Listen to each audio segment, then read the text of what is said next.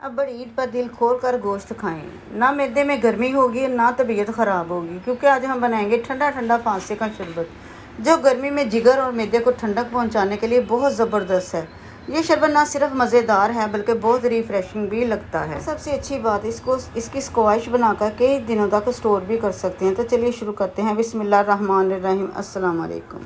सबसे पहले लेंगे आधा किलो ताज़ा फालसा। अब इसमें जो ख़राब या बहुत ज़्यादा नरम दाने हैं वो निकाल दें ताकि शरबत का जायका बिल्कुल फ्रेश आए। अब इसे 2 से 3 पानी से अच्छी तरह धो लें ताकि सारी गर्द और मिट्टी साफ़ हो जाए।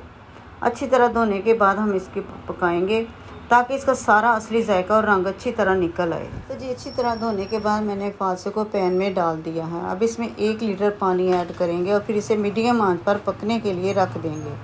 साथ साथ हल्का सा चम्मच हिलाते भी रहें ताकि फालसे बराबर से नरम हो जाएं। वीडियो को पूरा देखिए। आज गर्मी को मात देने के लिए बन रहा है ऐसा ठंडा ठंडा शरबत जिसका रंग भी दिल खुश कर देगा और जायका भी एकदम लाजवाब। ये बहुत जल्द नरम हो जाते हैं और देखते ही देखते इनका रंग खूबसूरत पानी में आना शुरू हो जाता है। यहाँ देखें अफवाज से काफ़ी सॉफ्ट हो चुके हैं और इनकी रंगत भी बदल गई है। तो अब फ्लेम बंद कर देंगे और इसे थोड़ा ठंडा होने देंगे ताकि आराम से अगला स्टेप कर सकें।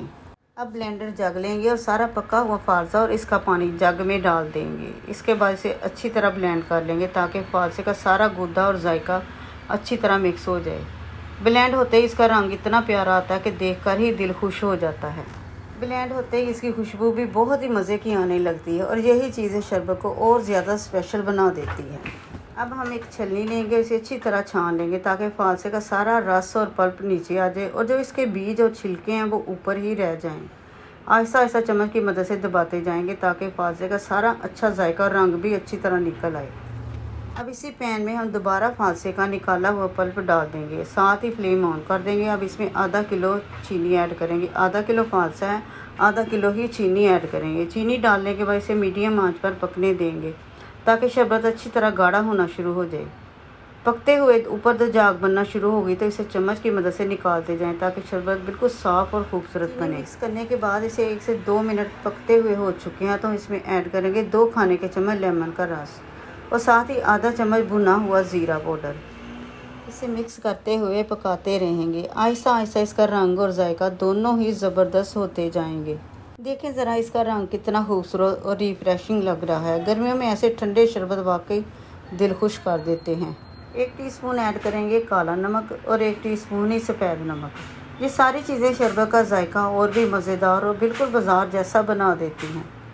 अब इसमें मैं थोड़ा सा फूड कलर भी ऐड कर रही हूँ, इससे शरबत का रंग बहुत ही खूबसूरत और दिलकश नज़र आएगा।